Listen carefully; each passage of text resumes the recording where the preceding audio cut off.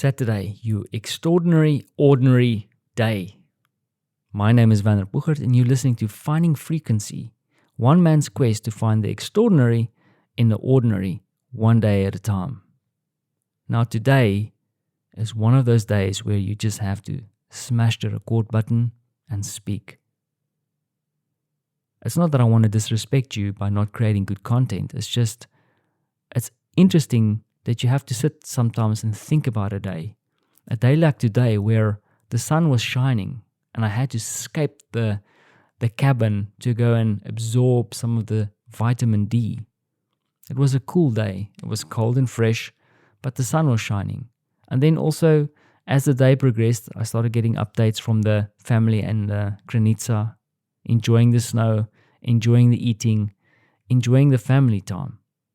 Where I'm sitting here at home, I miss them so much, but it's good to have a little bit of a break, a little bit of time to think and reflect. But then it also brings with it a little challenge where it's like, what do I actually say? But I have something to say today, something I wanted to share with you, something that I've read today, and something that I think is interesting, and something that I hope will make you feel better. And for example, today I wanted to do more work. I wanted to focus on maybe structuring my book a little bit more, maybe doing some writing. I had lots of plans. I had big plans. But you know what? Those plans didn't work out. I ended up cleaning the closets, sorting out some of my audio gear, just getting some stuff in order. It had to be done, right? Should I have focused on my project? I don't know. Maybe for you, it's opening that refrigerator door, looking for that snack. Or maybe it's that delicious chocolate waiting in the cupboard. Or maybe it's, I'll sleep a little bit more. Or I will scroll a little bit more. I will like a few photos. I will post more things. You know what? Lots of times we think, and I went through this earlier today where I'm going like, man, I'm shit. I should really take ownership. I should have more motivation. I should have more willpower. And you know what? I'm the first one to say you need to take ownership of what you do. You're the only one who can change things. For example, when I left my company, my corporate cushy job, the first thing I wanted to say is like, I didn't like the culture. I didn't like the administration bullshit I had to do all the time. But then I realized that, no, the only person that can change is me. I did not want to do this anymore. I wanted to change things up. I want to do different things. It might be for other people, but it wasn't for me anymore.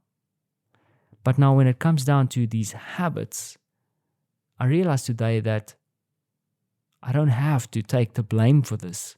It's not my fault that I didn't work today. The only thing I can really blame, or what I should blame, is my method. The method that I'm using to trying to get this stuff done. I realized today that I think in some of the things that I'm doing, I'm setting the goals or the habit that I'm trying to create. I'm setting those too big. It's too big of change. Now, there's an idea around creativity and innovation that when you create something that is effective, it is adjacent to what has already been done. It's adjacent to the possible. I mean, when you really shoot for the moon, sometimes those things don't make sense. It's very hard to reach. But when it's adjacent to something, it's easier to get there. Usually it's just one small step. And that is what I want to try and do from now on, is one small step. So one of the things I want to do is from next week, in fact from tomorrow, I'm going to get up 15 minutes earlier. And then I'm going to write 250 words. That's easy.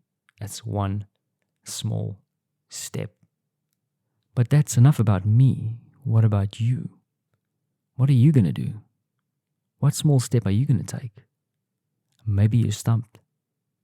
I want to invite you to join me.